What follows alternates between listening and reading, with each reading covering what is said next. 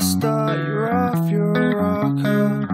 False start, you're falling down. False start, you can't get closure. Far cry from the meaning you wrote. False start, you've met your maker. False start, you're falling down. False start, but you're not angry. Far cry from the blueprint of your eye. Bonjour, alors on est avec Yannick aujourd'hui. Yannick qui est un fervent des véhicules électriques apparemment, puisque aujourd'hui il va pouvoir nous parler de sa Nissan Leaf, faire un retour d'expérience un petit peu justement sur les 2 dernières années, et après ça on aura la surprise d'aller voir un petit peu plus près la Bolt. Alors Yannick, écoute, ton feeling un petit peu sur tes 2 dernières années générales là, pour commencer un petit peu avec la Leaf, en termes de parle-moi un petit peu de les grands trajets que tu as fait, à quelle époque, quels ont été les moyens de recharger, comment tu as vécu ça, et puis un petit peu les éléments que tu adores dans la Leaf ou que tu as adoré dès le départ, puis peut-être ceux qui t'ont posé un petit peu plus de soucis. Donc, moi de mon côté, après 2 ans pour la Leaf, ça restera toujours un bon véhicule malgré son autonomie restreinte. On parle de combien d'autonomie là maintenant sur un véhicule de cette génération-là? Moi, c'est une 2015 avec une batterie de 24 kWh. OK. Donc, on parle de autonomie annoncée de 160 km. Peut-être quelqu'un qui fait juste de la ville pourrait faire 150, 160. Moi, j'ai fait une expérience à 189. Okay. C'est vraiment tout. Sur une seule charge, 189 km en été. Oui. Okay. La majorité du temps, environ 100 km, mais sur l'autoroute, en faisant de l'autoroute aussi. Okay. Donc, on sait que l'autoroute, c'est la bête noire des véhicules électriques, à cause que ça demande plus de puissance puis moins de régénération. Automatiquement, on fait moins de distance, mais avec 100 km, c'est quand même très bien.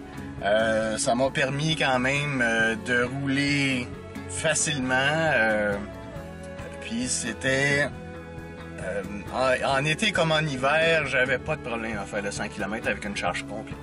OK. Puisqu'on parle de l'hiver, donc on parle de 100 km avec une charge complète. On a un 170 km annoncé, mais qui en réalité tourne sûrement autour de 150, j'imagine, en période optimale. Et en hiver, on est à combien? C'est sûr que ça intéresse beaucoup les gens de savoir la vraie vie. L'hiver, tu vas ne pas prendre de risques et te dire, OK, je suis capable de faire X kilomètres avec ma Leaf aujourd'hui. Moi, avec l'autoroute, je fais donc en été 100 km sans problème sur l'autoroute. Sans stress. Sans stress.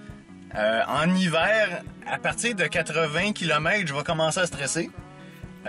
Sauf que en préparant l'auto, en faisant le préchauffage, en la laissant brancher pour pouvoir faire le chauffage et que la préparation de l'auto, si on prévoit notre voyage, on peut faire quand même le 100 km en hiver à moins 20. OK. Donc, c'est quand c'est en bas de moins 20, c'est vraiment difficile. Quand tu parles de préparation d'auto, j'imagine que tu entends là le préchauffage branché sur la borne pour que la voiture ne tète pas l'énergie sur la batterie. Exactement. Donc, on part avec une voiture qui est chauffée à l'intérieur à 20 degrés, mais que la batterie est quand même pleine parce qu'elle était branchée encore sur le secteur. OK. Donc, de ce côté-là... Est-ce que tu peux faire du préchauffage sur du 110 volts ou ça prend une borne de 140 pour préchauffer correctement? On peut toujours le faire sur le 110 volts. Il ne pourra pas être programmé. Ah, OK. C'est ça la différence.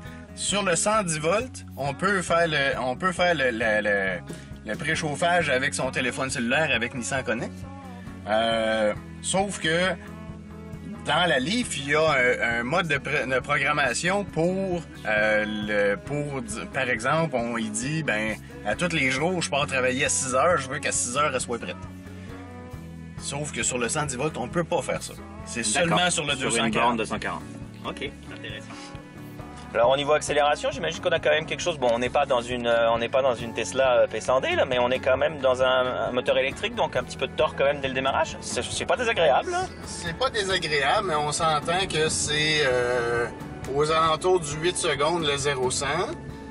C'est plutôt vache. Le moteur de la Leaf, c'est un 80 kW, donc il va pas chercher énormément de puissance. Il va chercher la puissance qu'il est capable de faire, mais la Leaf, elle n'a pas été designée pour faire de la vitesse. Non. Elle a été designée pour faire de la ville. Donc, pour rouler alentour en ville, c'est parfait. Comme tel, on est bien assis. En hiver, il y a une bonne traction à cause de ça. Malgré 2 ans, j'ai toujours mes 12 bars de batterie, comme quoi que ma santé de batterie est quand même à 97%. Combien de kilomètres au total sur les 2 ans? 66 238. Ok, et on a toujours une batterie qui est capable de régénérer l'énergie et d'accumuler à peu près le même kilométrage que quand elle était neuve. Exactement. Ok, donc là, une belle preuve par contre, quand même, de la fiabilité aujourd'hui des batteries malgré des recharges multiples. Alors le fameux GPS, donc on voit qu'il y en a 2, effectivement, un petit Garmin au-dessus et l'écran principal ici, qui est quand même confortable en termes de taille. Là. On a un écran d'à peu près 7 pouces, j'imagine. Oui, à peu près. Donc on peut quand même voir la différence de taille entre les deux, la différence entre les deux. C'est quand même intéressant. C'est dommage, effectivement, tout ce que tu mentionnes sur l'utilisation puis le type de route, parce que l'écran est confortable. Oui, mais ce qui est intéressant avec le GPS de la Leaf, c'est que quand on se branche dans une borne de recharge, elle s'ajoute aux bornes de recharge dans le GPS. Et en conclusion, alors, tu la gardes, cette Leaf? Absolument. Ouais. C'est sûr que moi, je fais plus de kilométrage et je l'ai laissé pour ma femme qui en fait beaucoup moins. Mais sinon, absolument, je la garde. Elle a une plus petite autonomie, mais pour beaucoup de mes trajets, je pourrais continuer à l'utiliser. Comme deuxième véhicule, c'est parfait, quoi. Comme deuxième véhicule, de toute façon, mais pour tous les ménages québécois qui ont 2 voitures, je comprends pas qu'il y en a pas au moins une électrique. Au moins une électrique est capable de faire la 90% de ce qu'on a besoin. Mais il y a aussi les anciennes habitudes qui sont dures à perdre. Aller à la station d'essence, alors que moi, ça fait 2 ans que j'y vais plus, là. Fait que, voilà, c'est vraiment là, des nouvelles habitudes à prendre. Puis de se permettre de prendre des nouvelles habitudes. C'est pas si dérangeant que ça. On les prend très vite, ces nouvelles habitudes-là. Ouais, la pompe à essence à moins 25, j'avoue que ça doit être vite oublié, hein? Ça fait du bien. Absolument. Ok, super. Merci beaucoup. Alors, on va sauter dans la bolt. OK.